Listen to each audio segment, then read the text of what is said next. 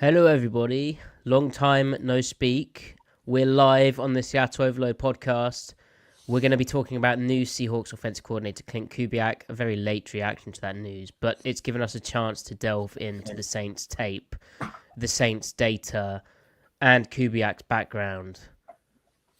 And we're going to talk about, what he brings to the Seahawks offense, what it means for Geno Smith. Some Mike McDonald comments on Geno Smith today that we can talk about also. Lots of talking about. And then maybe a look ahead at a certain team in Las Vegas because we have an interest in that. And it's our podcast. Griff, do you have a preamble topic? One thing I have is when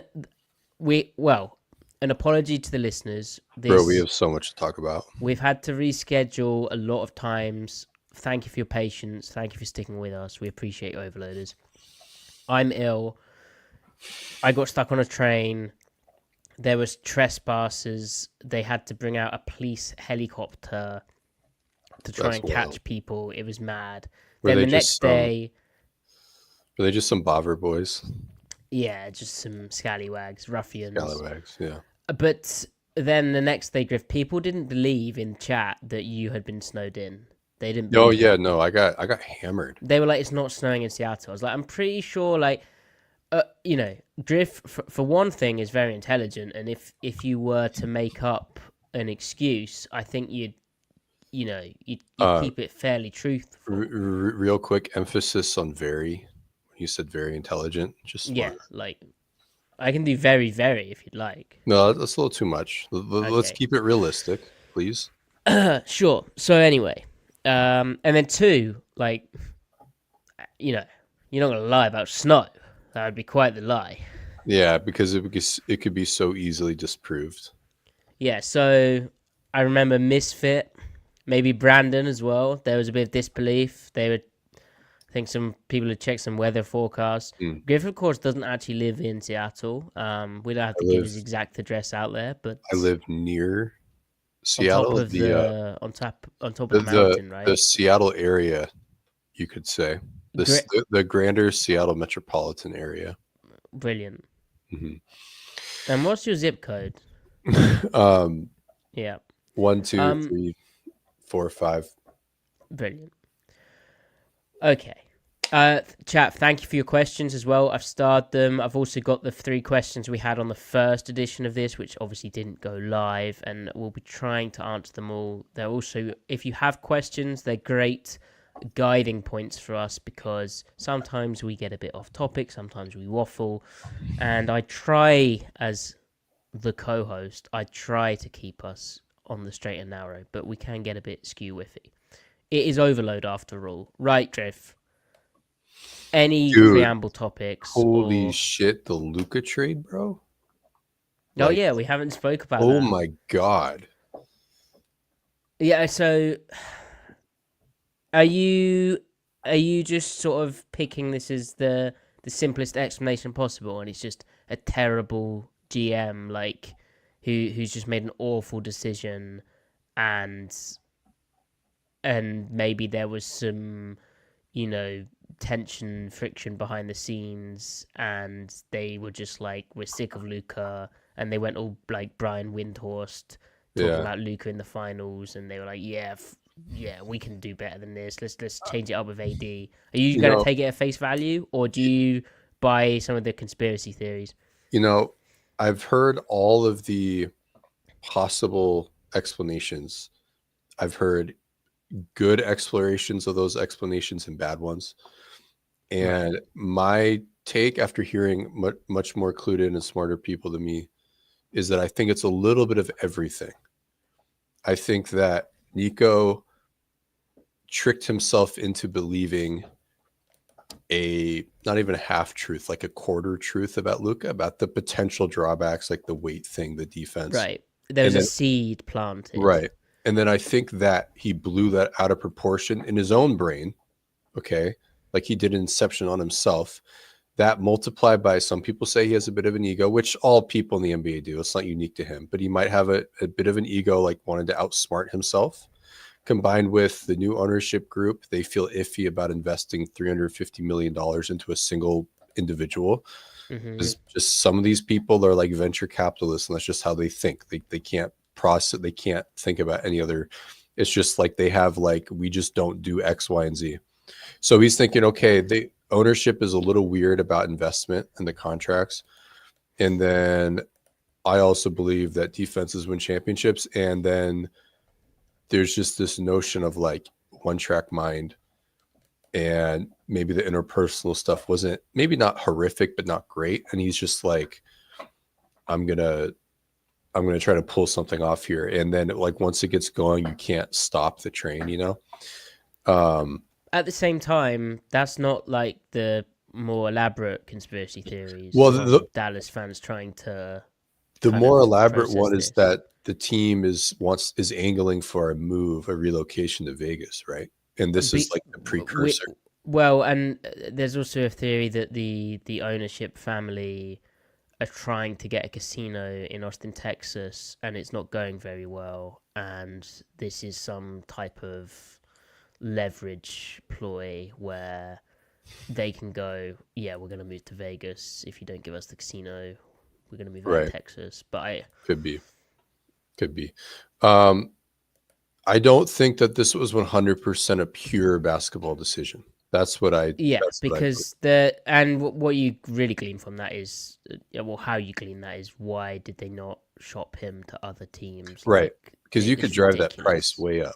Like, and that's the thing I didn't understand. Like, I misread it so many times. I was like, wait, it's multiple first round picks, or like, and basketball first round pick, right? Like, I'm not a massive NBA fan, but that's hardly the it's hardly an NFL type first. But right. Yeah, I kept misreading it. I didn't understand the compensation, and then I was like, well, he's a good player, but like, what is this? I was listening to a Jenkins and Jones podcast. They're my favorite NBA podcast, aside from the Low Post, which is on hiatus. And they were like, all right, so if Nico has like tricked himself into believing that Luka isn't as good as everyone else thinks, if he asks for more compensation, then he's technically undoing his own internal logic of Luka being better than he thinks. So by keeping his price down, it's self-affirming his perception of his false perception his confirmation bias for himself. Right. So like basically what they were saying was like, yeah, there's some weird business stuff from ownership, but then like Nico's got this weird psychological thing going on with Luka, and he's trying to like prove himself right.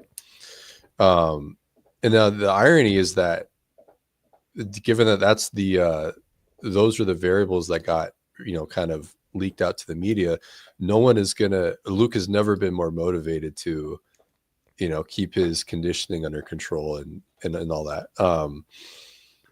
But so my initial reaction being a card carrying LeBron bandwagoner, I was like, I'll miss AD because I love AD. He's a great number 2. I mean, at times the better player than LeBron at this point. But this immediately got me excited about prolonging LeBron's career because he doesn't have to be the primary ball handler. He can work off ball more. It reminds me of. Can he still get the rebounds that he's getting like before Luka, like with Luka being the primary ball handler, like offensive rebounds? I mean, I don't really know about how. I don't think it'll affect his rebounds so much, but his shot selection, he'll get even better looks. I mean, the Lakers have decent spacing now before the Luka trade, but they'll have really good spacing now.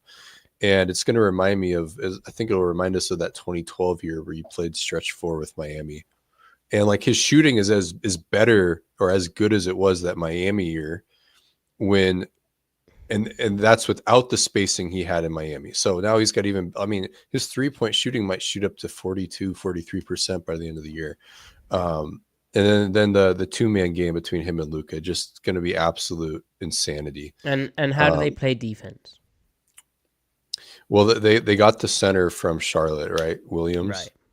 And LeBron's going to have... he's like an athletic type center, right? Which what they need. Right. So LeBron will be like a utility defender now at this point because he can expend more energy on defense than he could otherwise, right? So you can have him guarding small fives if you need to, if you want to go into a death lineup. where you take out Williams. You can guard any 4 in the league because he outweighs any 4. And then he's also going to be doing a lot more because, I mean, not that Luke is a good defender, but you can still stick him on a guy. LeBron will be making a lot more off-ball defensive plays as well. He's a really good off-ball defender. Similar to like how Kevin Durant is a really good off-ball defender and gets totally underrated, the defensive plays he makes away from the ball. LeBron will be doing a lot more of that, and that will probably set up more fast break. Anyway, the Lakers are going to be so fun to watch once they find their groove. When's Luka back? I think he's debuting Monday. Wow, that's exciting. So I don't know. There's going to be an adjustment period not having Anthony Davis on the team anymore because that was a huge part of the game plan. But this is going to be insanity. Anyway, Matty, this is not a basketball podcast. People tuning in will be so confused. Matty, stop talking about the Luka trade, Matty. Stop it. This is Seattle Overload. Hit it.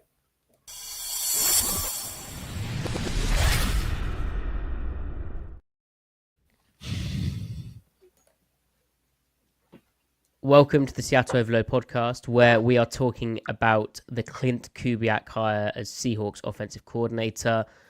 We're also going to talk about the assistants that he's brought into the Pacific Northwest. We have a look at Las Vegas as well because of the staff Pete Carroll's putting together a chance to revisit some takes from Griff. But yeah, Griff. Kubiak is almost the 180 from what they did last offseason, in that was quite an ambitious swing for the fences type move. This feels fairly safe. We'd wondered if, like a riskier guy like a Grant Udinsky would be the guy. They did an interview of him. Hank Fraley with the Lions got promoted. Tanner Engstrand kind of just disappeared in the process. Like, he just didn't emerge as an OC name when he had in the previous offseason. Mm-hmm. And so we have here a guy in Kubiak who you get nepotism allegations in that, yes, his dad was quite a good offensive mind. Yeah. But I think it's almost testament the fact he's had this long in the league. He's not just it's not just, oh, your dad was a good guy. Like, he must actually be something. So what's your initial reaction to them appointing the 37-year-old offensive coordinator? Well, the nepotism comment is funny because while that's absolutely true, like, over half the league's offensive coordinators right now are related to the Shanahan, McVay, Kubiak, LaFleur branch at this point. And so it's kind of like one of those how systems reinforce themselves. So, like, yes, these guys are qualified, but they're qualified because they've been given the opportunities that the nepotism has afforded them. So it's kind of like a self-fulfilling prophecy in a way. But yeah, so this hire is interesting and also, I guess maybe in hindsight kind of obvious now. The name they wanted last year of the available names, the primary guy was Arthur Smith.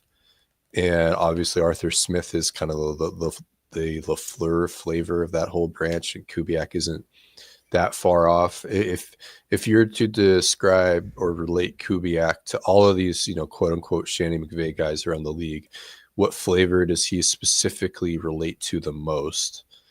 Or what guy does he relate to the most? And it's probably Stefanski, or you could just say his dad, Gary, right? But we're talking 2025 football, not 2012 football. This isn't going to be, it's not the 2012 Texans take on this offense, although it's still very similar. Mm-hmm. It's probably going to be more like Stefanski. And so, I mean, really there weren't a lot of names available. So it's probably just a matter of like, who is the most similar to the kind of the balance ethos that McDonald's probably after, and it's probably Kubiak. But if you want to take that a step further, well, why go after the closest guy to Stefanski? And as you look around the league, look around the league, but the guys that McDonald himself has gone up against in recent years and who's given him the most trouble. Well, I mean, Shanahan himself did produce a lot of yards on him, but he got turnovers. The Rams gave him a lot of trouble, but does he think maybe, okay, that's just Stafford being an all-time great arm just dunking on us. That will happen to anybody. He's had some matchups with the Browns against Stefanski, and they've not been super talented. And he's given them a lot of trouble. So I imagine he thinks that their structure is just really like presents the most on paper problems, presents the most on paper headaches. I'm pretty sure in 2023, Jerome Ford rushed for like 150 yards against McDonald's defense. So, as you said, Griff, Stefanski has caused some severe issues, and I hadn't actually thought of that as an interesting parallel. You mentioned balance. Now, the subject of balance is interesting, and it's there's a lot to unpack there. I think a big criticism of ours of the incumbent Ryan Grubb was a lack of balance. But looking at Kubiak now, the guy who's come in to replace him, what do we think about his balance, and how much can we take from a New Orleans 2014 offense, which was banged up, had Derek Carr, who is a, bottom third quarterback, although at times hasn't been paid like that, and maybe his flashes were higher than that, but bottom third quarterback. So how much can we take from this? So early down pass frequency, if you look at the Saints, on the whole season, they're like, lower than 50%. They're running the ball quite often.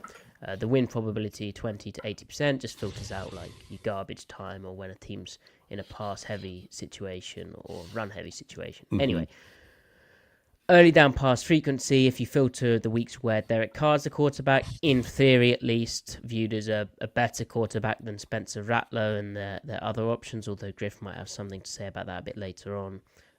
Their early down pass frequency is, again, similar position. It hasn't changed much in terms of the pass rate.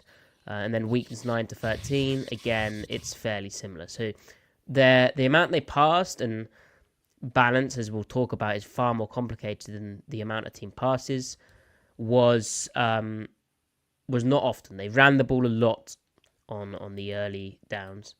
If you look at their pass frequency over expected by down and distance, again, it's all purple. It's all saying that they run the ball a lot, particularly in 2nd and 3 to 7, i.e. that would be somewhere where as an offensive coordinator, you're like, I'm ahead of the chains, I'm on schedule, let's run the ball, is the theory behind that, I'd suggest. Also, 3rd and 3 plus is an interesting one. I don't know how much to read into that, but yeah, 18% less, or running 18% more than you'd expect in 2nd and 3 to 7 is a real kind of indicator of what this attack was for New Orleans. But yeah, Griff, that's like run pass balance, right? Do you think this is similar in Seattle? Like, because the Shanahan, not this year, and Shanahan has kind of upped it, but generally it's kind of run to set up the pass.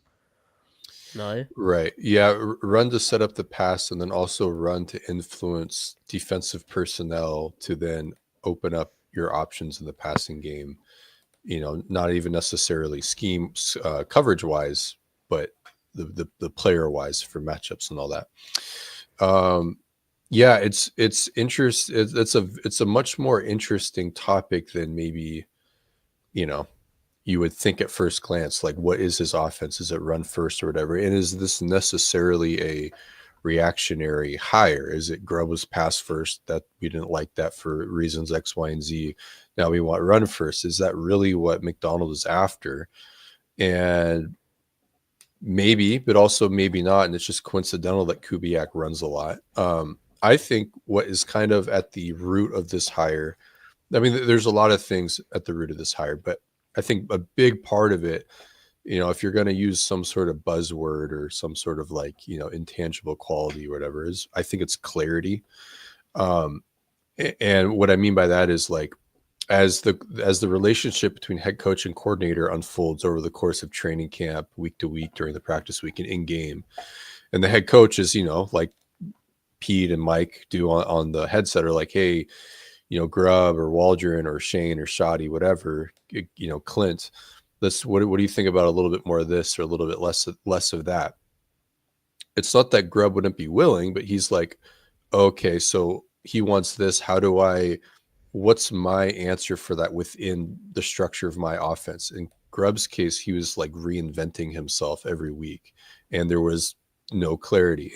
In Kubiak's case, he hears, oh, we want to run more, we want to, run outside more against these fronts, or we want to, be a little more, we want to be a little more pass accented against this coverage. He knows exactly what he's going to do when he hears that question or that directive from us. He's like, oh, okay, now the next offensive coordinator that also has clarity, his answers might be different, but he would have clarity. So the point is that Kubiak, regardless of what those answers might be, he has a very crystal clear idea of what that means, whereas Grubb clearly didn't. So this will like speed up and clean up the inefficiencies in the dynamic between head coach and coordinator, because Kubiak knows exactly what he wants to do in the NFL in the year 2025. Give him quarterback like Geno, like he's had Cousins, he's had Carr, he's been around Matt Shaw. Like he knows, all right, like, yeah, you give me Geno, like, all right, I know exactly what I'm doing. Like coach, head coach, whatever you want, as we bend this around and stay flexible,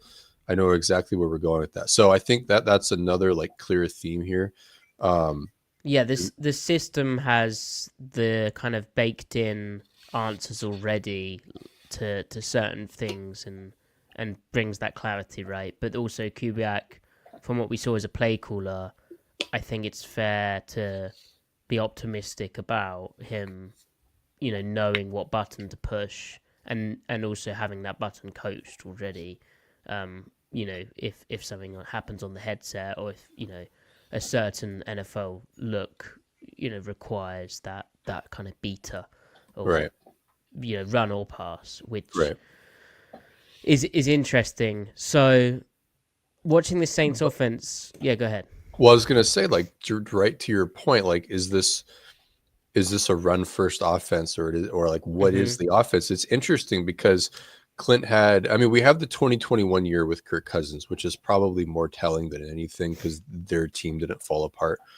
And the best quarterback that he's worked with. Yeah, I would say so, definitely. And like, I'm not even speaking to quality of that offense. I'm just speaking to the style of it. Like that's probably the best reference guy.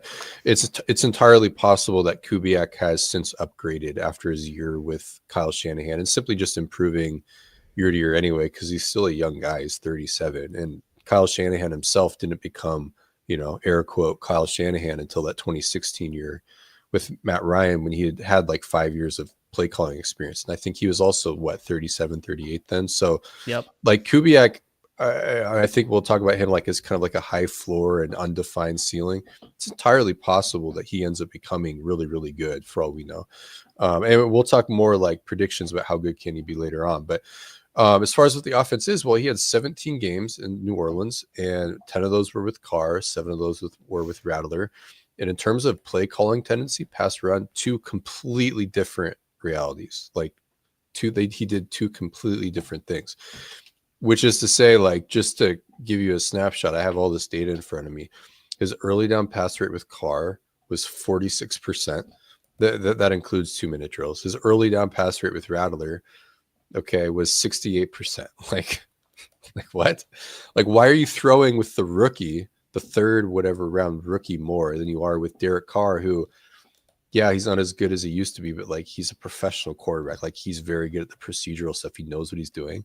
And that's even as you lost Olave, like you're still airing it out with Spencer Rattler. So what's going on there? And like the initial explanation is, given Rattler's college experience in the air raid, Kubiak used more shotgun with him. So the pass rates within shotgun are way higher than pass rates within under center. So theoretically, you could keep your ratios within each formation bucket the same. But just by spending more time in shotgun, your pass rate will kind of organically grow. It's not like you're saying we want to pass more, therefore shotgun. It's saying we want to use more shotgun because of our quarterback. He's just more comfortable with it. Therefore, we're going to call more passes just incidentally.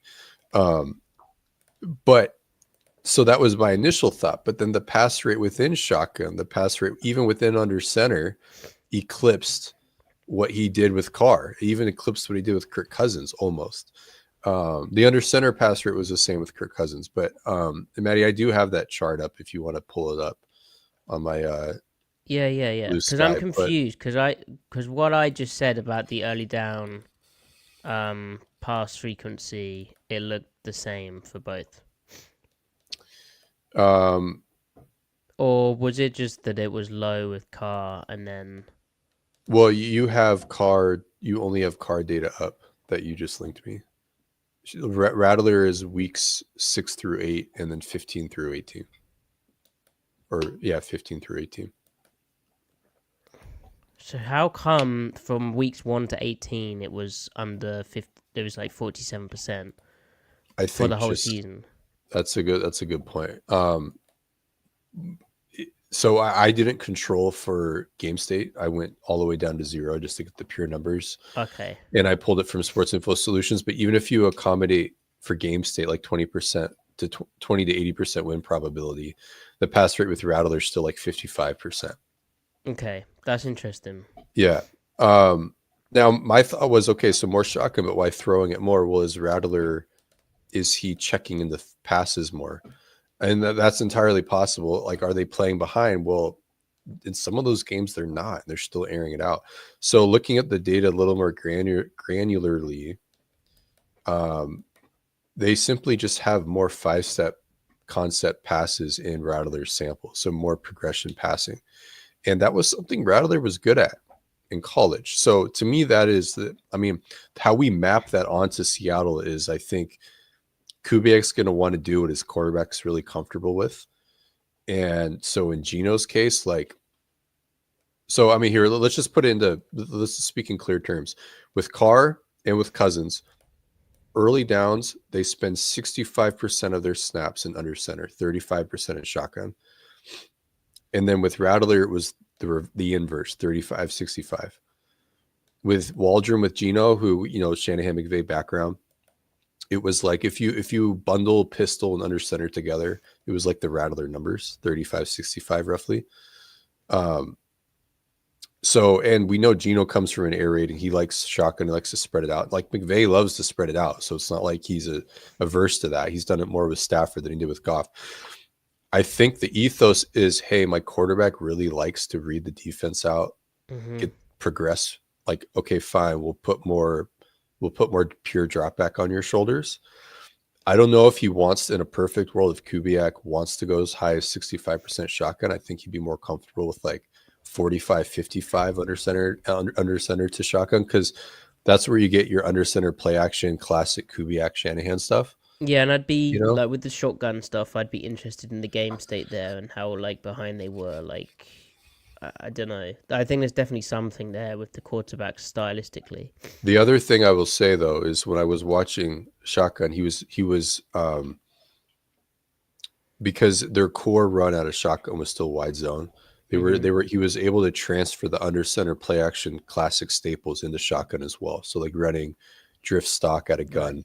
And so yeah, when we talk about balance, right, that's beyond the whole run pass thing. Like you just spoke about formation balance, but then also having conceptual balance, so being able to run the same concepts out of your gun and your under center and transfer them, translate them. That's huge because it keeps the defense honest. It gives you a variety of ways of doing your bread and butter, but then you should have the same counter wrinkles off that out of each look. So that's big. So to your point, like he's throwing it with Rattler out of like 13 personnel. Like he's shifting to 2x2 from under center, shifting to 3x2 with 12, 13 personnel or 22 personnel even. And then he's running like 4 verticals out of it and letting the Rattler just read the safety and make a decision. And then not only that, he'll jet the running back and then mesh with him and then play action out of empty. Like you talk about balance, like he's got wrinkles off of that. He'll actually hand it off to the running back to keep the defense honest and then boot with him, even like not just pocket play action, but you're booting play action off of jet out of empty. Like that is balance. That's like I saw him on like third and longs getting into 7-man pass protection or max protection by like faking guard tackle counter from the shotgun, then running Yankee, which like is going to be a Right. staple concept where you have the deep skinny post one side and then the like 17-yard dig on the other side of the field, Right. which usually would be an early down type deal, but to be able to do that from the shotgun and from a GT counter look to try and hold the backers for a second, was pretty creative, but also kind of an example of what we're talking about here. Um, I think you mentioned clarity of this hire, of like how it fits what McDonald was speaking of. Mm-hmm. For me, it's definitely that, but also like if we unpack what McDonald said about like wanting the quarterback to play fast and wanting to be physical and wanting to play complementary football and wanting to be able to utilize and maximize player skill sets. Watching that Saints offense, like the quarterback often is playing pretty fast. The way that they were able to, oh, and he also said explosive, McDonald. The way they were able to get explosive with player skill sets like Rashid Shaheed being your deep Right. threat guy and how he was used and deployed, but also how Taysom Hill, Alvin Kamara, I mean, they're pretty unique, cool, fun, and Kamara's still a great player, but how the concepts they were given and the opportunities they were given was really good for them.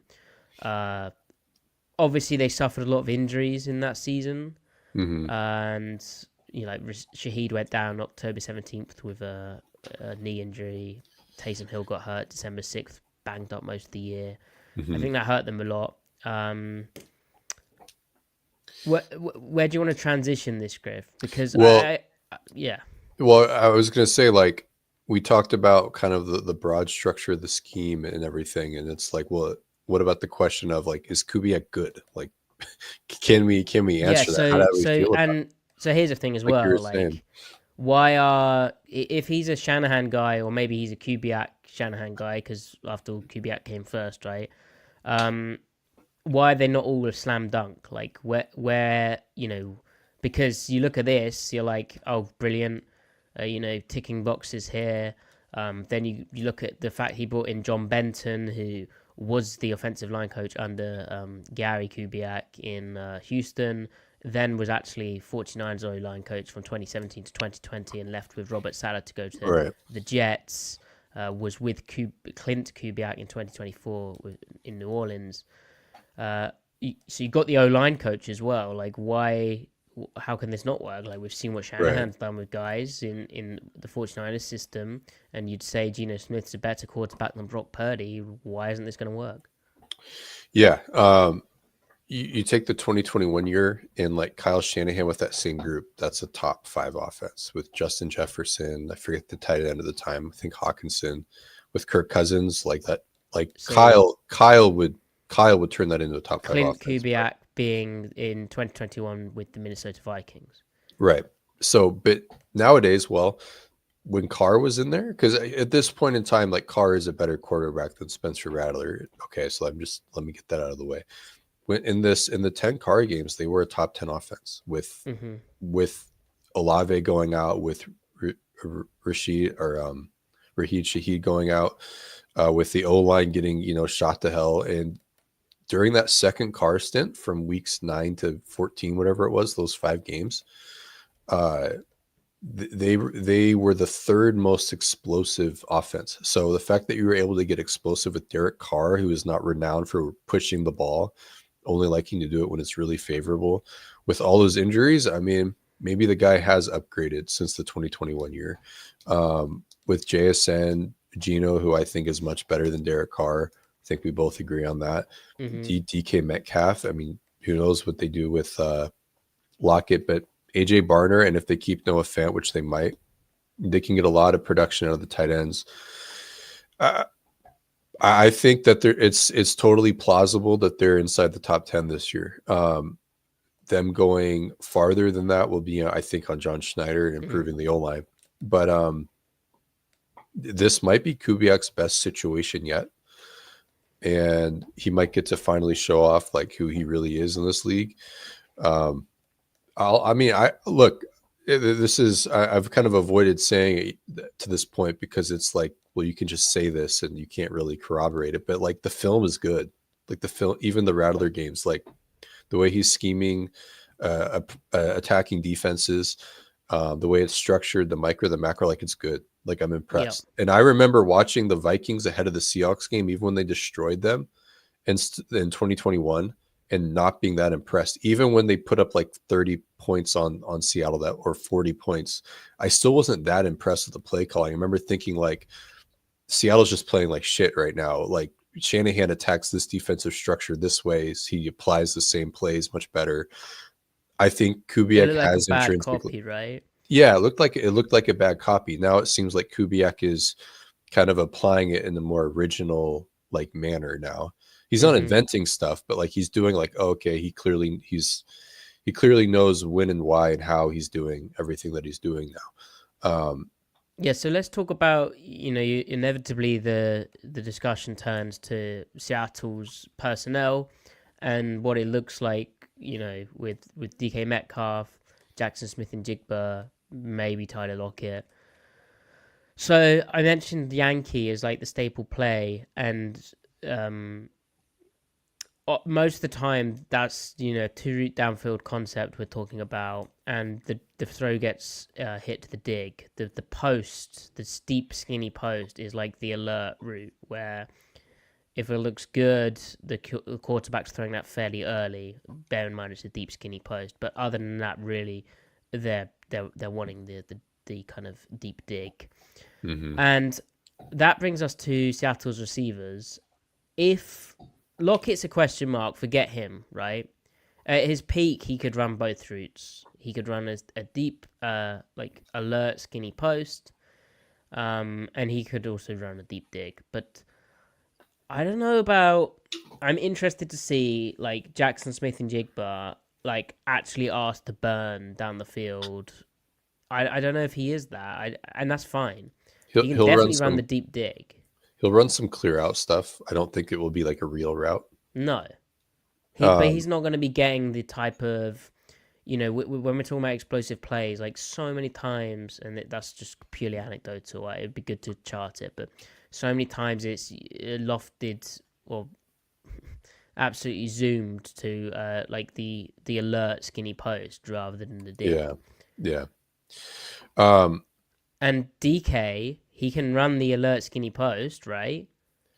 yeah. Although it's a tough catch. I mean, Um, it's not. Yeah, go ahead. but can he run the dig? So I guess what I'm Well, saying is that those two fit one route quite obviously to me, but are they going to become, as we've spoke about in the past, is there predictabilities to Seattle's receiver skill set? How will Kubiak scheme them? How is he going to, deploy these guys on these types of, particularly like the downfield shots, yeah, but yeah, yeah. I guess it applies to Well, everything. it's JSN is the wild card of this statement about to make, but it's going to end up looking very 2021, 2022 Shane Waldron in the under center game, at least, or the play action game. And that's because that's not a bad thing. That's a very good thing. The numbers there were good. What that means really is when you talk about the route tree, because like the routes are kind of universal in the scheme, right? Like everyone has to be able to do a little bit of everything.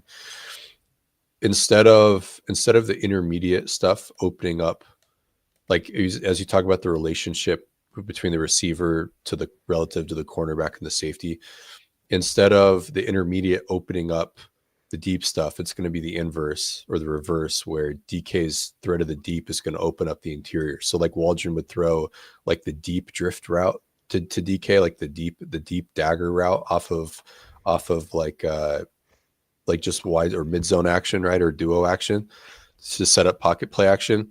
That is opened up because the corner is giving so much air because they're worried about the go, or even they're worried about that really deep comeback DK would run, Mm-hmm. especially in 2021.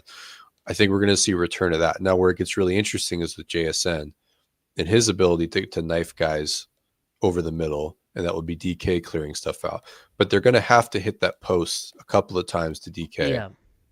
to really sell it. And I'm not really worried about that. I think his map for JSN will be more like Cooper Kupp with the Rams in 20 2018, I think, or 2018 and 2021 was the big year.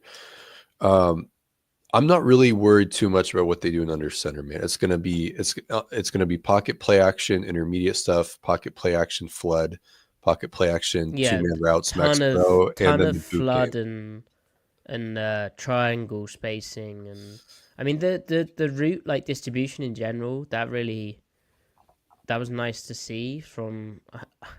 Not that I felt that was a massive problem with Grub. I know some people did, but it was a reminder of like there's a, like I said, triangle spacing and how you can really attack defensive structures. How you can even if your like X is clouded, like if your DK Metcalf's got a corner rerouting him playing in the flat and a safety going over the top, you can still attack that type of coverage and beat the zone with your Right. route spacing.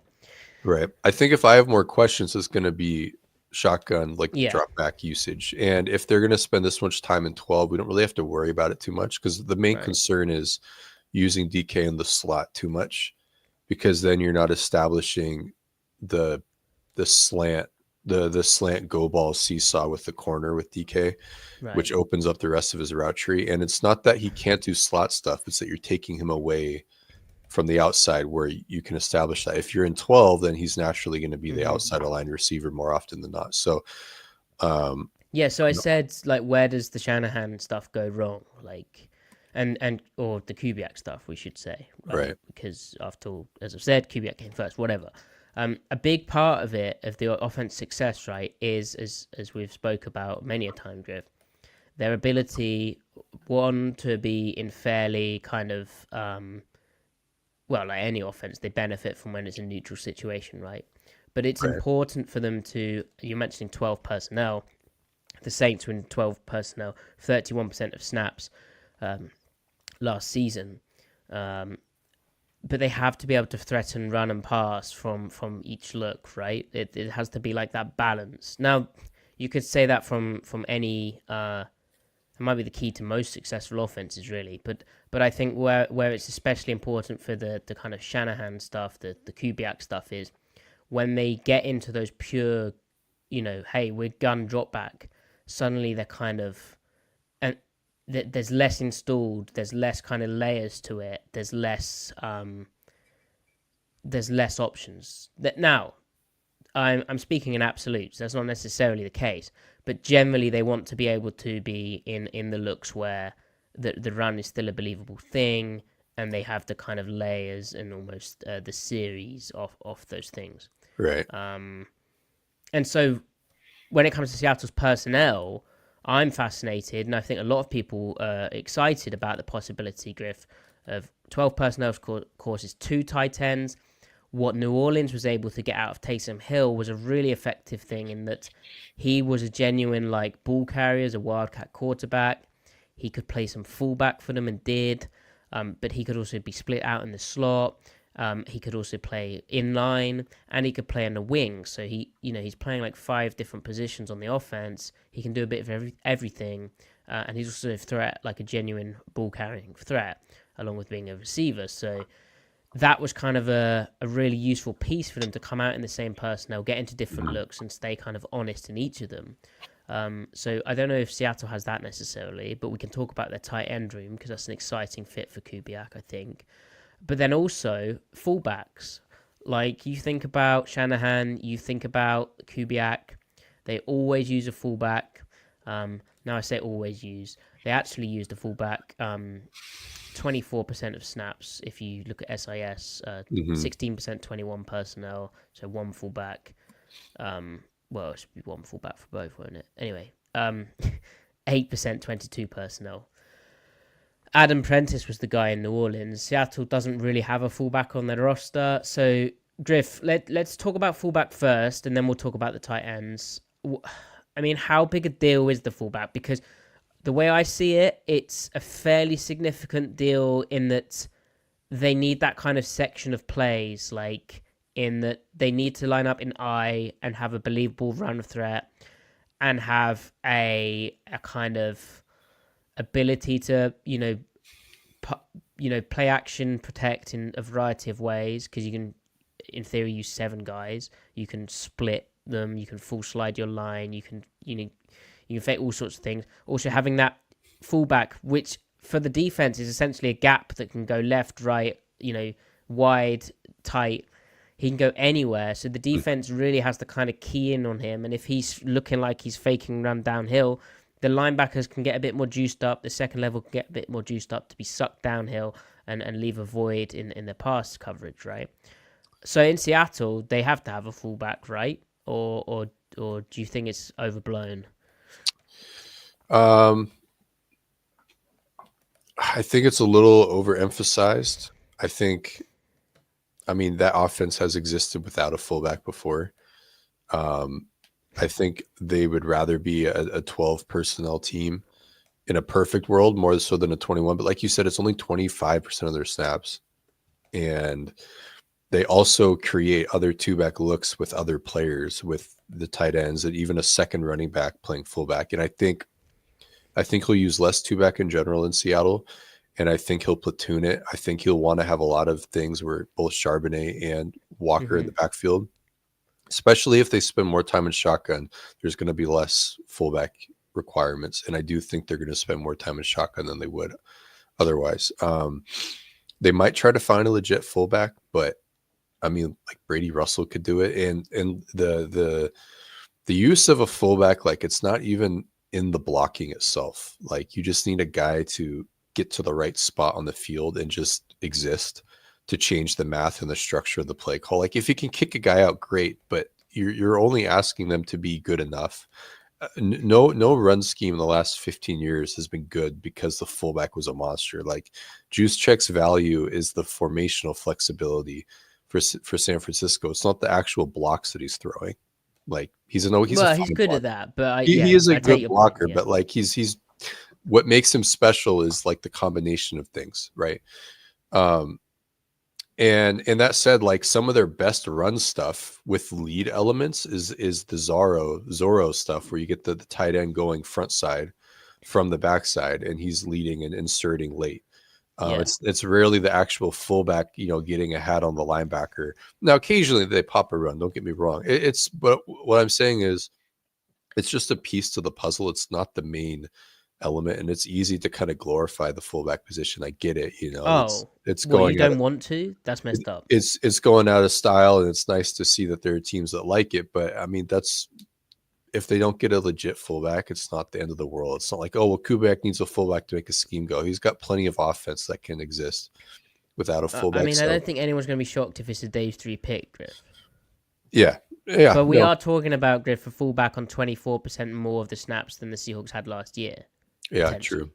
There is also the possibility that Zach Charbonnet gets used like kind of like a fullback as he was a bit last year. I don't know. We'll see. But how the run scheme we haven't really spoke about. Like the bread and butter's obviously outside zone, where I saw very few cutbacks. Like a lot of it's looking to run off tackle, right? Like it's never really hitting. What is it? I always get it confused. Bang, bend, or it's bounce, bang. Yeah, I didn't see much of the bend. So McVay, because he likes the mid zone, right? Yeah. McVay loves the cutback. Oh yeah, he does. Kyle and Gary Kubiak, they love getting front side. They love bouncing out of those, and that's why they do Zorro to get an extra front side blocker to actually to create a bubble late in the snap, so that you can actually get front side and bounce or bang. And with Walker, I think that will benefit Walker a lot. Now the cutback is still there. Well, until he like cuts it back like a maniac and but infuriates Kubiak. He hits front side when it's there. Yeah, for sure. No one wants an excuse to run around the left tackle more than Ken Walker, man. Like he would love to. Now the cutback is there though in the scheme. Like it's still coached. Alvin Kamara's vision and patience is elite, and he finds the cutback. As times he reminded me of Todd Gurley, to be honest with you, and I watched all the Saints games the past couple of weeks. But now Ken Walker isn't going to find those. Charbonnet might if the blocking's good. But like you said, it's zone. You got the full complement. They have the strong side Zorro. They have the weak side mid zone. Like that's still there. like the way McVay does it. Like they can do that, and they have a legit weak side run game, and that flexibility, that ambidextrousness is really important because that helps set up play action, right? That was And what vice versa, the fact that they fake play action strong, they fake it weak, right. like they fake it tight, they fake it wide, like they do a bit of everything. Then their play action protection is varied as well because it has Mm-hmm. to be off the fakes as well. But yeah, They have a weak side duo game, kind of a little bit like Grubb did it, but it's a McVay thing. And they'll go into 13, 12 personnel and run strong side duo. And then they have, especially for short yardage, off of those same looks, they will run counter weak side. And then they'll run occasional power at a two back. So that they have the gap scheme complements to affect fronts that are not situated for gap scheme. So right. he's got it's zone based. He's not quite he doesn't accent it quite as much with gap as Kyle does, because Kyle's been in that world a little bit more, but he's not afraid to, like, he's got some good gap scheme stuff. So the run game was top 10 this year, and that was with the injuries up front. I think John Benton's a good coach. He's coached with Gary Kubiak. He's coached with Kyle Shanahan. Like, he was Kyle Shanahan's number one O-line coach for like 4 years. They went to the Super Bowl together. So Benton is a dude. And there were times where I forgot McCoy wasn't playing center for the Saints this year. He was a really good center because the backups were doing well. Yeah, Well enough anyway. they're little details and like sometimes pinning and folding, and just the way they handle combos or handled Yeah. combos was really impressive. Yeah.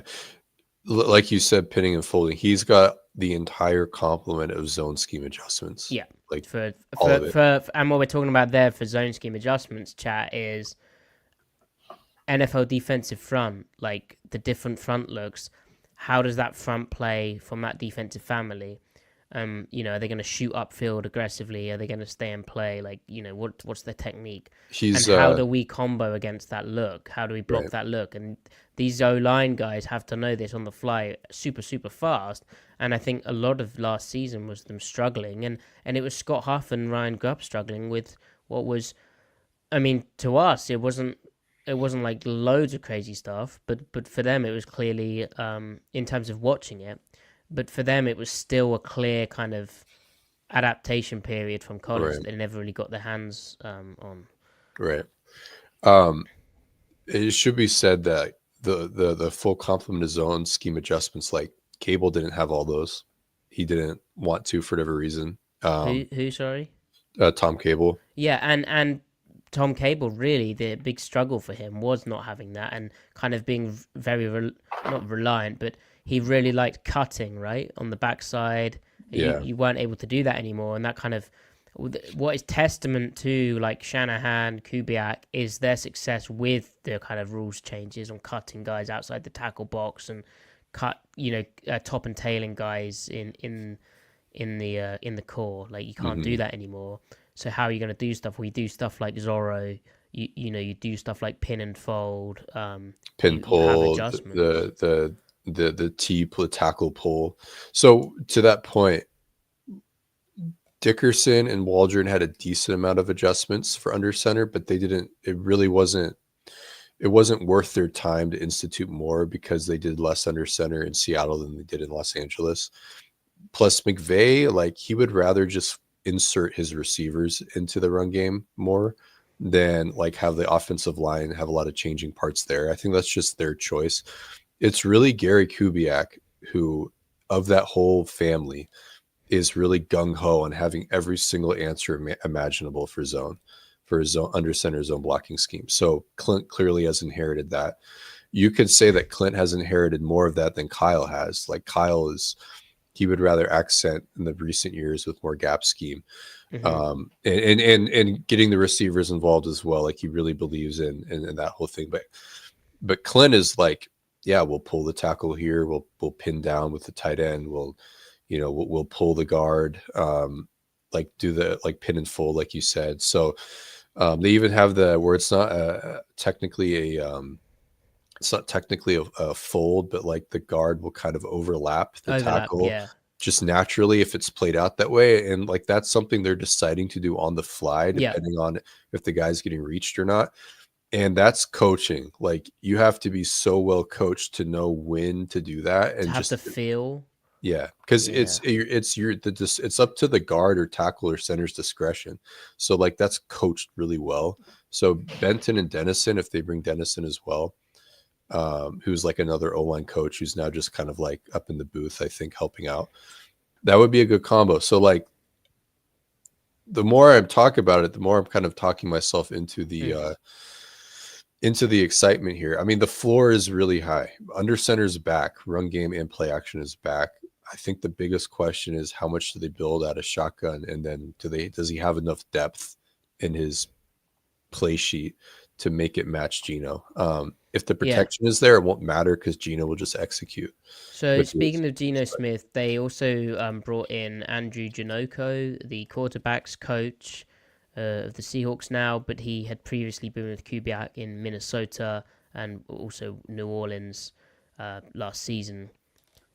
I don't have many thoughts on Janoko yet. I know he has a clinic, so I need to get watching of that. I never thought that I would have any opinion on the quarterback coach hire, like in any direction that was meaningful. Right. But I did hear from someone that knows the coaching world a little bit in the NFL, and this person has been around the NFL for quite a bit. And before Janako got hired, he mentioned him as a guy that is like a rising star and a future coordinator and a really good coach. He's pretty young too, so I mean, take that for what it's worth. I mean, that could be just 36 years old. It may not manifest into anything, but if is he another Udinsky? Who knows? But yeah. So yeah, interesting. Okay, so yeah, what does it look like for Geno Smith? Like, Geno we feel can do a variety of things as a quarterback, but this feels like a pretty clear, good fit, right? Like. Yeah. I don't see this going badly. I mean, I can't see this going badly either. I mean, our questions really are kind of what we've already talked about. It's not what the scheme is; it's how much of X and Y. We know what X and Y is, but there is one thing we haven't spoke about which could limit the offense. So I think the big question, and we had this. Someone asked, I think it might have been Brandon, but they said, "Who are some of the players you're most interested in pursuing? What would they bring to this offense that would elevate the units?" And then we also had a question on... Well, let me find it. From Brian Alvarez. Good to see you again, Brian. Will Kubiak's system require new personnel on the offensive line? Is there any player type that he had in New Orleans or Minnesota that is clearly missing in Seattle? And we previously spoke about how generally zone schemes are more kind of lighter, athletic guys who can get out on their zone aiming point, their zone track, whereas Gap's kind of bigger and stouter. But there's massive overlap between the two things. We spoke about this, and you can't really major too much in one. So, Griff, how does Seattle's current offensive line, where we're expecting them to be pretty aggressive in maybe even free agency, but also in the draft, at improving it? Mike McDonald and John Schneider at the Senior Bowl watching the offensive line closely together. How does their O-line fit like actual outside zone where they're running off tackle, and a lot of the time they're trying to run outside that tackle landmark at the tight end or the ghost tight end? It's not going to be too far off of what Grubb and Huff would have preferred, and frankly what Dickerson would have preferred, because obviously Dickerson is zone based as well, and then Grubb and Huff, by virtue of being so shotgun heavy, you focus pass protectors generally, even though the protection hasn't been good, so you want lighter guys for that on average. But it's not like you're looking for 300 pounders. You're still looking for guys that are 315, 320. You want guys that are nimble and powerful, like anyone else does. And I think, like people say, is zone finesse or whatever, that has that reputation, but like any good zone blocking team absolutely moves everybody off the line. So like, you're not going to call those teams finesse. They're finesse and strength. And frankly, like power teams, like they get to block most of the time on their leverage that they already have won. And like you could argue that like, yeah, you have to be powerful to move them, but the technique is still so precise. But then also like you're pulling all the time in power. Like, is that not on the move finesse? Like you gotta, if you're good enough to pull and nimble enough to pull, you're nimble enough to zone breach. So like, I just feel like we get lost in the weeds with this, and we need to think of both as power and finesse, gap scheme and zone. So, as far as what the actual like specs are, we'll have to dig into that a little bit. I'm sure people already have, but Charles Cross is a scheme fit. Abraham Lucas is a scheme fit. Exactly. Oluwatimi is a scheme fit. Christian Haynes is going to be if Benton thinks one, he can coach him because he is talented. He's on the lighter side, but does that mean he's a good zone fit? I don't know. I think the issue Benton will have with Christian Haynes, one direction or the other, is he doesn't bend the knees very well. That doesn't mean he can't get leverage, but how does he feel about that? I mean, O-line coaches, especially lifers like him, have and very particular that's opinions. more of that's a power thing, right? Like, so yeah.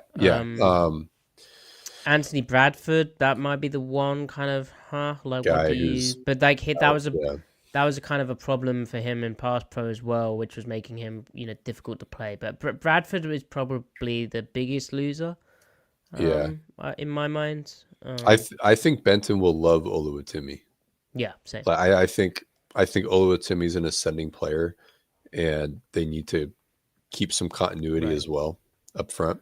So on the subject of centers, we have questions from Benjamin saying, do you think he will give Gino enough freedom to change calls pre-snap? And then Jason following up with, hope you're catching us on the replay, Jason. Thanks for your question. I've heard he gives protection calls to the center. Will this help or hinder Geno Smith in the offense? And to my mind, Griff, where I go with that is, I asked, where does the Kubiak Shanahan stuff get in trouble sometimes? Well, I think it was a hot topic in San Francisco that the center was giving the protection calls and that they were kind of limited in their shotgun protection plan. If you remember the Super Bowl where they turned Chris Jones free and there was a whole discussion and lost on like the last play, basically because of that. And there was a whole discussion on like why that happened and how they had been predictable in their protection calls and how they were limited in them, particularly in the shotgun mode. But I don't know how much that's the. Yeah, I mean, what's your thoughts on that whole topic? Yeah, it's I know that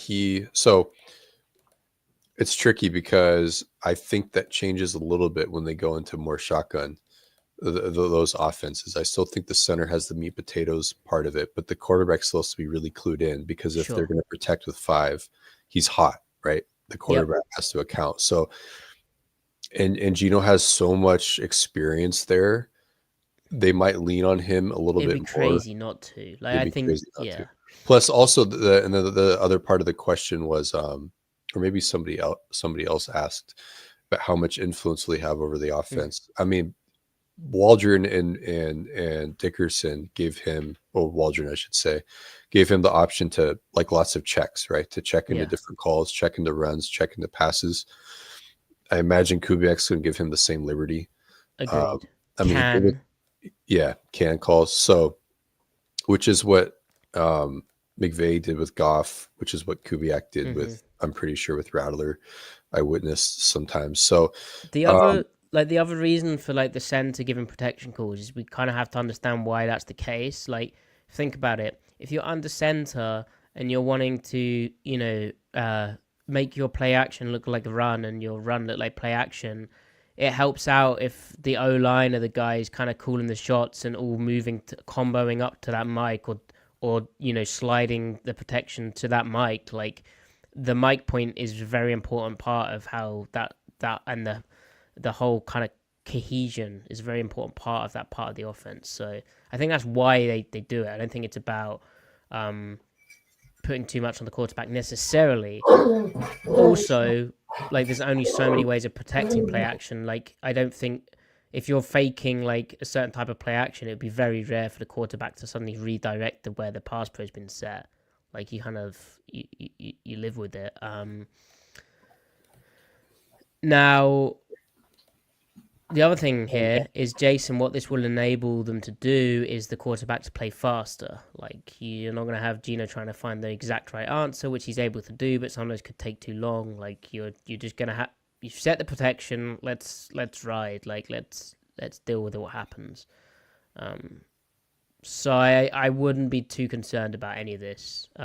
With the caveat, and it's an interesting topic to look up because, as I said, it was a hot topic. That how Shanahan was getting criticized in San Francisco for how they were having the center call stuff. I don't know how accurate those criticisms are though. What have you sent me? I don't know if you just wanted to throw that up or not. Okay. Follow Griff on Blue Sky at C Mike Spin Move. Is it follow on there? I think it is. So here's the Saints 2024 early down drop back type splits. What stands out to you here, Griff? You've said, I believe Kubiak will have more shotgun with Gino than with Derek Carr, but less than with Rattler, and will pass more with Gino overall, but not by a lot compared to Derek Carr. Yeah. I think the first numbers you should jump to, and I talked about these already, but the under center shotgun usage splits. So you can see how Rattler and Carr are like the exact inverse of one another. I think it will be like 45 under center, 55 shotgun for Gino. And the pass rates within each bucket is where, so 41% under center pass rate with Rattler. That's what he did with Cousins. And that's what Kyle did with Matt Ryan. And that's what Kyle did early on with Jimmy. I don't know why it dips so much with Carr, because their under center stuff is really effective. And maybe it was effective because they did it as much as they did. Maybe they just felt like they were so efficient they didn't need to keep calling it. Maybe they wanted to get all their under center runs on tape with the ones, so to speak. I don't know, man. I think that under center figure, though, with Gino will climb. So that will beef up the overall pass rate. At a shotgun, it's 69 with Carr pass rate, 83% pass rate with Rattler. With Cousins, it was 75. So I'm going to expect it to be between 70 and 75 with Gino, especially because they're going to be spending more time in shotgun overall. So the pass rate will come down a little bit so that they can play action out of shotgun to keep the balance there and to influence personnel types on the field. So I think it's going to be like a 45-55 under center shotgun split, 40% under center pass rate, which is what it was with Pete and Waldron and Shoddy. So pretty high. And then 75-ish pass rate and shotgun. The shot rate is not high. Now they're explosive because they get explosive through the intermediate, and they're really effective when they do go deep. But as you can see, the shot rate, 10% with Carr, 7% with Rattler. It was 10% with Cousins as well. That's interesting. That's interesting. Impressive how explosive they were able to be despite that. Right. And I wonder how much that goes up because you have DK Metcalf and you almost have to, it sounds crude, but you almost have to establish the deep fade target, right? Like you kind of have to we're going to throw that and complete that if you're, press this and you show one-on-one out there. Right. That would be fascinating to keep track of. I think the other two things to point out on that chart is the play action percentage is actually pretty low. Like 14% of your total early down snaps for both of them is pretty low. With Cousins, it was 17% of your total snaps, not just by percent of passes, but all snaps. 17% is pretty high. That's what Seattle was doing like in the beginning with Shoddy before they started climbing. And then with Waldron, they were approaching 20%. With Grubb, they were down to like 12%. So 17 is still high. It's not like league leading like it was with Pete Carroll, but it's still pretty high. I imagine he'll be close to that number with Gino, the 17% figure, but probably not any lower than 14. So you're still well in the top half. And when you do it, it's really effective. The quick game to 5-step ratio, like of your actual progression passing, how much of it is legit you know, or your Yeah. pure dropbacks, right? How much of that is Mm-hmm. legit progression, full field passing? With Rattler, it was 18 to 30%, with 18% quick game to 30% 5-step. With Carr, again, it was 30% quick game to 20% 5-step. That's just bizarre to me. But with Geno, I can't imagine if he did that with Geno, I would be upset with the OC. I'd be complaining, oh, you're not using your quarterback right, blah blah blah. As we fans are reserved the right to criticize our OC. I think it should be more the Rattler ratio there. Mm-hmm. I don't know, Matty. What do you have any thoughts on that? I just rambled. I just word vomited at you. I don't know, man. You're thinking all these numbers. I'm just excited to see like a more balanced offense where, and I just like the last time the Seahawks had a run game that they could like rely on, and then play action that they could rely on. Waldron had elements of the play action, but it would be cool to see them get back to like 2019 Seahawks stuff, if that is possible. I don't know if the shotgun stuff's. Yeah, I'm anxious to see what it looks like. Excited. We have like similar themed questions here. We've kind of touched on them, but the Shermanator saying, which son of a head coach do you like better coordinating an offense? Kubiak. Oh no, that's not the one, but we'll answer that. Kubiak or Shotty? But you answer that, Matty. Everyone knows the answer. I know I haven't watched Shotty in a while, but I mean, being a head coach is different, and I'm a bit nervous for him that like it's going to be a complete catastrophe. I mean, what is going on with Jerry Jones? Like, I don't I know. mean, Is yeah, he going to be? Is he going to get screwed over? Like, is it even going to be real? Is yeah. this? Did you see in his opening presser, he's talking about like having condensed splits and different spacing, like kind of disassociating himself from whatever McCarthy was doing.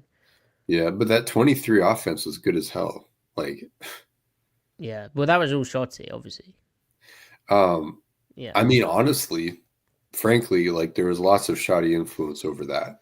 there Uh, was, but the 24 offense that was not zero Shotty. No. well, I mean, Dak was hurt. Who cares? It Yeah, it's doesn't, fine. doesn't Chalk. matter. Everyone died. So Yeah, I mean, here's. yeah, okay. Oh, sorry. Did you want to answer the question? No, that's fine. It's fine. I'd roll the dice on either, whatever. So much talk from media personnel acting as if the Seahawks have never sniffed the Shanahan system. Salient point. How would you compare or contrast Kubiak's Seahawks offense versus Waldron's Seahawks offense? We also had a question from Ben Casperson saying, how is the Kubiak offense different from the McVay Shanahan tree? Still seems like outside zone boots, digs. Is there anything on a fundamental level they do differently or just changes of frequency? Yeah. So similar questions. We've kind of touched on them, but anything you want to kind of ram home here? I mean, I think they're great questions because anytime a hire happens, it can be easy to be like, "Oh, this has never happened before. This is starkly different than anything. Like Yeah. everything is like a new thing." And Oh, so, and at the same time, sometimes if it's a new thing that's cool, you'll be like, oh, it's the same thing as that guy. Like it's the exact same. He's going to bring that exact same thing in. So yeah, both issues with the narratives. I think it's a really good question. I think the answer to that is yeah, they have the same DNA. It's like the same DNA of their offense. The backbone is very similar. The like how they think tactically about the sport is very similar. I think where The they differ, ingredients are fairly similar. right. I think the operative question, and we've kind of already said all this, but the operative question is like, how much do you want to throw? Like, do you want to? I mean, they're all running the same plays. Like, how much of your drop back offense do you want to throw? How much do you want to shorten the game, Mm-hmm. control the clock? How much time you want to spend in under center? What they do in under center is more or less identical, but like how much of it? So that's really the operative question. Yeah. So Griff, we could return to a chocolate cake here. We've seen Kyle Shanahan do both. We've seen Kyle Shanahan do the 60% under center and the 40% under center. We've seen his pass rate in shotgun be 95%. We've seen his pass rate in shotgun be 55%, but in the last 9 seasons. So Kubiak's probably going to be in the middle somewhere. It's going to be a reaction. I mean, if he's a good coach, what he'll do is a reaction to his personnel, right? Mm-hmm. So I think he's going to see Geno. It's like, yeah, Geno's good in under center, but he's also really good in shotgun. Let's try to maximize this. I think he'll do with Geno what McVay has kind of done with Stafford schematically. You're not just accounting for your quarterback, you're accounting for your receivers too. They might be a 2-receiver team, and that will lend itself toward running a little bit more. But again, like he aired it out with Rattler out of 12 personnel routinely. So who knows? I'm excited. I'm excited about AJ Barner. I'll say that. I mean, yeah, we didn't talk about the tight ends. I'm upset you didn't want to return to the chocolate cake, but anyway. Sorry, no. Talk about no. We got to talk about the tight ends. AJ Barner's, that's an exciting dude. Like just the praise that we gave him during the season, like the traits he was flashing. I think the fact that he answered kind of everything that was thrown at him. He had that one weird where he was held and Geno threw a pick. That wasn't really on him, but he could have been a bit more savvy navigating traffic. But the fact that's the only player I can kind of remember from him which was poor, and obviously I haven't graded like every single run blocking rep from him, but he was like kicking ass in the run game, along with like kind of special strong. But I mean, we compared his kind of ability to transition from receiver to runner as George Kittle-esque, so I guess that would be special. So he is yeah, he's a really exciting. He's a big beneficiary of like this approach, and I think how this is all going to be layered up.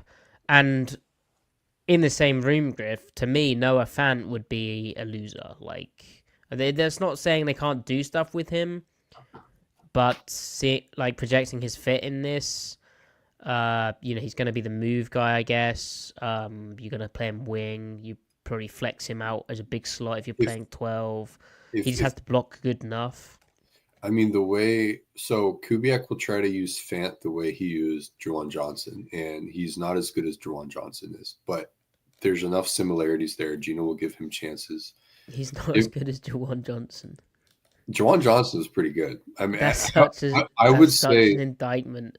I would say that Klint underused Juwan. Now, when Olave went out, and if you extrapolate Juwan's production over that window for the whole season, you're looking at like a 750-yard season for Juwan, maybe 800. So maybe he didn't really underutilize him. Maybe I'm wrong. But if they live in 12 personnel, then I can come back around on Noah Fant being a useful player for their whole picture. And they will. I mean, they spent like, what was it, 50% of their early down snaps in 12? It's quite a bit. Yeah, 31% in total. Does that include third downs and everything? Okay. Well, yeah, total. Hold on, let me get you early downs. Just wait 1 second. All right. If they 32% of early downs on 12. Really? Is that? Oh, but that doesn't include 13 and 22, right? 13's 9% and 22's 9%. So yeah, we're talking. Yeah, so 50, over 50%. Yeah, they've got at least 2 tight ends out there. So, and then sometimes their 2-back stuff is with the tight end as well, right? So let's just say roughly half of their snaps. Yeah. That's fair.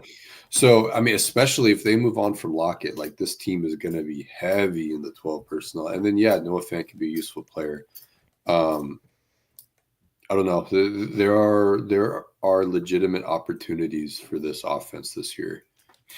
I don't know what the ceiling will be. The floor is high, the ceiling is undefined, but it's not implausible that they're a really, really good offense. It's not maybe the most likely scenario, but the vision is really clear. And even though we were excited, and that's the big statement, right? Because last year the vision felt clear-ish to start with, but then it was like, okay, what next? Like You've done really good to start with in terms of your drop back shotgun game. How what your added wrinkles? You can't. This is unsustainable. You can't keep doing it like this. They ran out. They didn't have them. Then the vision was very odd, and then it became quite apparent that they kind of didn't have a vision. They were kind of coaching it on the fly, and it was a bit of a mess. And so, well, look, we were excited about the Grubb hire initially and after some weeks of watching tape on them, but the doubt that we did have was, okay, well, what do they look like in the areas that they can't lift from college to the NFL? So essentially, there wasn't clarity. That doesn't mean we weren't optimistic about them finding it. Turns out they didn't end up finding it in spite of our optimism. Mm-hmm. In this case, there's no ambiguity about what Klint believes. I mean, the ambiguity is in like under center shotgun, but that's not a problem for him. He'll figure it out. That's not. He knows what it looks like in his case. Grubb didn't know what that would look like. He was trying to reinvent himself week to week. Klint Kubiak will have no issue with that. So it's very clear on what things will look like. And the Shermanator providing some perspective in the chat. Tell you what, it feels way better hearing all this than the Ryan Grubb. I found some D2 college tape from 5 years back when he ran the ball a couple of times from last off season. Yeah. I mean, fair comment. It wasn't D2, it was some college, wasn't it? where was we were trying to? I was like, oh yeah, was it some Mac school or something? It's a pistol. San Diego. No, not San Diego. Fresno, I think. Yeah. Well, that would make sense. Fresno State. Yeah, it was bad. Anyway, right. So Kubiak, we're pretty. Are you happier having watched the tape and done a study than you were when the hire was first announced? As like, it's the Kubiak son who, it's just another kind of Shanahan Kubiak thing. Like now you've watched it, and you watched the Saints. Are you happier than you were before the news broke? The news broke? I'm slightly happier. I was never negative about the idea of Kubiak. I thought it was like fine, like a legitimate hire, but as far as ceiling, I really didn't know. I'm a little more optimistic now than I was before. Not that I was never pessimistic, but you're never pessimistic. I feel a little bit better. I feel a little bit better about it than I already did, and I felt fine about it before. So yeah, how about you? Yeah, same. Yeah, I was big time. Well, because I think there's a bit of skepticism because I'm anxious not to do the whole. Oh, it's going to be exactly like Kyle Shanahan, it's exactly like Sean McVay, whatever. But having watched it and seen what he did in New Orleans, just being like, I think they were 10th in points earned per pass play and 9th in EPA per rush attempt. Like, those are, considering all the injuries and like the lack of obvious talent, those are really impressive numbers. And what do the Seahawks actually need from their offense this year? A top 10 offense would be, if the defense can keep improving, that would be enough to reach the playoffs. And you would argue that the potential of the offense, the talent potential, is a top 5 unit with the big O-line asterisk. Anyway, we'll find out. Right. Yeah. All right. Right. So, Griff.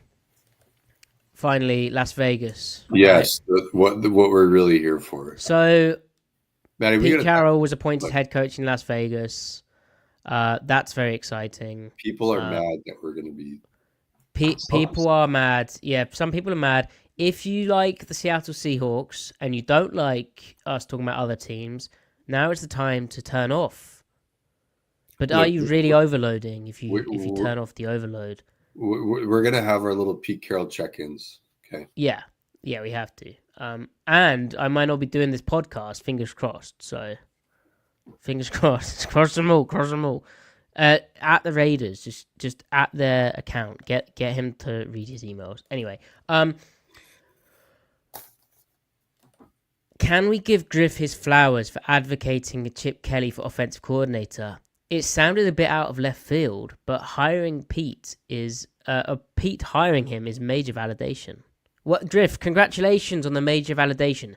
Don't forget, make this about you. Yeah. So how do I play this off to take the attention off me? It's called fake humility, right? So here I go. So I brought his name up because his name, I wasn't thinking about Chip Kelly at all until like the reason why they came up was because Seattle was linked to him last year. So I just figured, well, okay, he's going to be in the cycle again. he was linked to Jacksonville, Houston. This cycle, he was not linked to Seattle, frustratingly. It's really cool that Pete Carroll went for Chip, because like the criticism of Pete is, yeah, maybe he makes good hires at OC. People warmed up to that idea, but he hires younger guys that he can, have influence over. You can't have influence over Chip Kelly. Chip Kelly is Chip Kelly. So this kind of undoes some of those, I don't know, maybe negative reputation for Pete, where he can't coexist with a guy with that kind of cachet, It kind of reminds you of, what was it, David Shaw at USC, where supposedly he fired him because he didn't like Shaw getting the credit, when I don't think it was that. I think he wanted to give Lane Kiffin and Sarkisian a chance. Anyway, it's really cool that he brought in Chip Kelly, right? I think I think you need to give yourself a bit more credit there, because you did kind of see that as a fit with Pete. Chip Kelly is all about balance, and that's exactly. Yeah, I mean, they speak football-wise like schematics, X and O whiteboard. They speak the same language, right? And so it's so kind of it's reaffirming to actually see this play out, because it's like you've said it for ages, and to me as well, it's been like the balance of Chip's offense, the quarterback being very much a point guard, the ability to run the ball so effectively from the shotgun. Like, you might get Chris Carson 2019 efficiency from the Raiders this year, like from the gun. I don't know who the back's going to be, but yeah, so such an exciting hire for them, and I mean, watch 2014 Chip Kelly against the Seahawks with I think it's Sam Bradford. I always get it confused, but he was calling some really tricky stuff for the LOB. I know after the game it spoke about how they had their plays figured out and they didn't have much issues, but actually if you watch it back, pass pro was the real issue. And I think a big question around Chip is like his pass pro variety. I think that's come under question, but I think he'll have learned a lot from that Philadelphia experience. It's not going to be crazy up tempo. They were kind of pushing the limits of that in Philadelphia the first time. They won't do that this time. They'll mix in tempo. But I think what he comes into the NFL the second time as like a fully kind of shaped guy. Like he's done it with like the best players at Ohio State, done some under center there. He's had a really interesting experience at UCLA with like a kind of mobile type quarterback. And of course Zach Charbonnet. He's got this kind of blend of experience, and along with, as we spoke about, a kind of approach of balance and that kind of big buzzword. So, yeah, that's cool. He adapts to his quarterbacks in the past game. That's cool. Now, on the defensive side, Griff, Patrick Graham being retained, interesting. I've always liked Patrick Graham after what he did to Russell Wilson. And I mean, what do you think of the defense? Like, it's looking pretty interesting. History repeats itself. When he got hired in Seattle, he retained the previous DC, Gus Bradley, and he let Gus Bradley shape not his playbook per se, but the application of his playbook. Right, like all of the underneath zone rules were Gus Bradley devised, like the pattern matching, the pre-snap, post-snap indicators. Right, for sure. The alignments. So I think the first question is, what's a cool hire? But the first question is Graham working out of Pete's playbook, or is Pete working out of Graham's playbook, or are they collaborating? And because they want some continuity, I presume. The Raiders defense finished the year strong last year while being severely undermanned. What does that look like? Like, what's the playbook language? Does he want Graham learning a whole nother language in one off season? Like, do they infuse things? Do they combine? Like, again, like there's all these questions, but I think it's really big that he also brought back John Glenn to coach the linebackers the way they coach them. I do think John Glenn's a really good linebacker coach, and he has quite the track record there. He does. They brought back, I think, the D-line coach. So. And what about hiring former Saints defensive coordinator Joe Woods to join as the defensive pass game coordinator? He's worked under Wade Phillips. I think Fangio. He was also in San Francisco with Robert Saleh. So he probably knows Pete through that. At least knows the defense. So it's a really cool mixture of ideas and methods and everything. And I'm really excited to see how that goes and how Pete continues to evolve his scheme. Because we're not just Pete fans, but Matty, you in particular, like you're essentially a chronicler of his scheme, his X and O's, going back to everything that's available on the internet. The same way a lot of guys want to know everything that Nick Saban does. If something is different, they're like, oh, this is different. I'm pointing it out. Anything Pete Carroll does that's a divergence from what he's done in the past, like we're going to be all over because we find it interesting. It reflects what he thinks about football. And this is his last meaningful chance to put his stamp on the game. So anything he does from here on out is his best shot, right? So we'll really find out what he thinks about the sport. And he's doing it away from the momentum and context of any given year in Seattle. So it's like completely detached, fresh start. What does he really think? He brought back Graham for a reason. He brought in Chip Kelly for a reason. So I'm excited to see all those decades of experience come to a point. Honestly, I think Vegas is going to get the best version of Pete. That's my prediction. And defensive scheme wise, we imagine it's probably a continuation of 2023, just like better with more layers and options. And the 23 scheme out of the gate was a totally fine foundation. It was a totally fine foundation of a scheme for modern football. It lacked what you were saying. It lacked the wrinkles and layers and filters over it. It's not that far off for different reasons than what Graham has done anyway. No, there's definitely overlap, and similarly overlap with what Salah, and if you're thinking about Joe Woods coming in, like what he was doing, there's kind of the direction of the league and those defenses. Right. So it's a cool blend of worlds there. You've got two Graham guys essentially. You've got two quasi Pete guys in Woods and Glenn. And you got Pete himself. The other thing on the offensive side of the ball, all of Chip Kelly's major offensive lieutenants are McVay guys.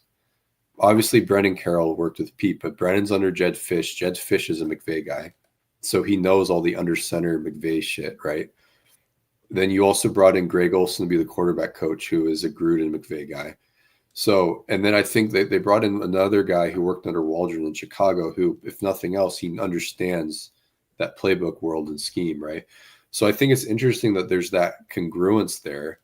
And I think that will kind of allow Chip Kelly to be really comfortable in NFL-izing his college stuff, something Grubb couldn't do. But like you said, he very much is already geared toward the NFL anyway. Like what he was doing at OSU definitely works in the NFL anyway. But I think this hedges against that not working more. So I think that's very interesting. It also speaks to what Pete thinks about football. Like he said it, like his ideal offense is Mike Shanahan in the 90s. So and in the NFL,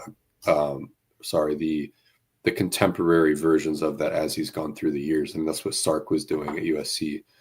And that's what Bevel, Bevel was running that, and Shoddy and Waldron were blending and everything. So I don't know. This is cool.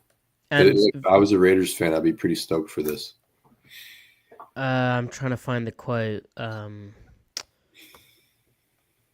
Someone mentioned, I think it was Chip Kelly in his first press conference. I haven't watched it yet, but he mentioned like the alignment between.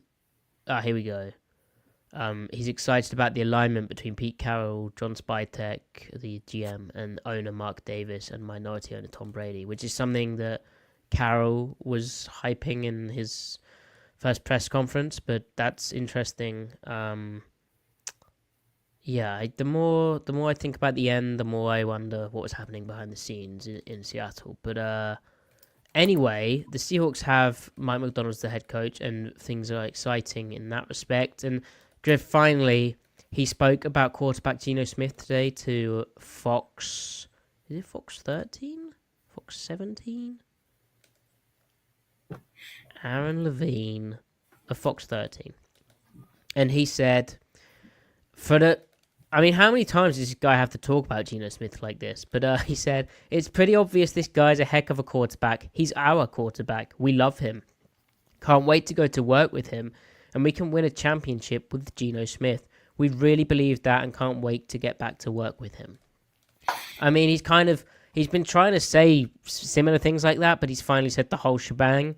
Kind of crazy it's still a topic, but there's your answer. Like, the business side will handle the business side, but in terms of your football guy, head coach, who's pretty damn good at football, he wants Geno Smith to be his quarterback, believes he can win a championship with him. Yeah, I mean, I take those words at face value. He's been pretty consistent. Yeah. He knows. Look, he knows the offensive coordinator wasn't good or working out because he fired him. He knows the O-line is bad because we all can see it. He knows that they won 10 games. Okay. And he knows one of the main reasons why for that. So, like, he understands how good Geno is, though. I think the only thing that what's in consideration for him is the age and how long he has him for. I don't think the question for Mike is how good he is. I think he absolutely believes. I mean, look at who the NFC is sending to the Super Bowl this year. Like, if you can get there with Jalen Hurts, you can get there with Geno Smith. Geno's better than Jalen Hurts at everything, except for zone read keepers. No, whoa, the tush push. I think Jalen and the tush push. And yeah, the Eagles have a really, really good team, but Seattle isn't as far away as people think, and Schneider has to do his part. Because if Schneider doesn't do his part, it doesn't matter who the quarterback is. You're not going to find Patrick Mahomes or Josh Allen or Lamar. In all likelihood, you're going to find Jordan Love or CJ Stroud, two young, good, ascending quarterbacks. What are they doing in Seattle? Shitting their pants. So Schneider needs to do his part, or it doesn't matter anyway. So, and the other thing with Geno is, like, you're getting a quarterback of his caliber at a discount still because of his age and because he doesn't have the body of work. Geno at $35 million, even $40 million, is still good cap health, because if he was 25 right now, or if he had the body of work in his 20s, you'd be looking at having to pay him $50 million. So there are still cap savings there that you wouldn't get with Jared Goff or Jalen Hurts or Brock Purdy or Dak Prescott or Matthew Stafford. Like, in my opinion, if you pay him at $35 million, $37 million a year, maybe even 40, you have, for the next 2 to 3 years, which is an eternity in the NFL, you have the second best quarterback situation in the NFC after the Commanders.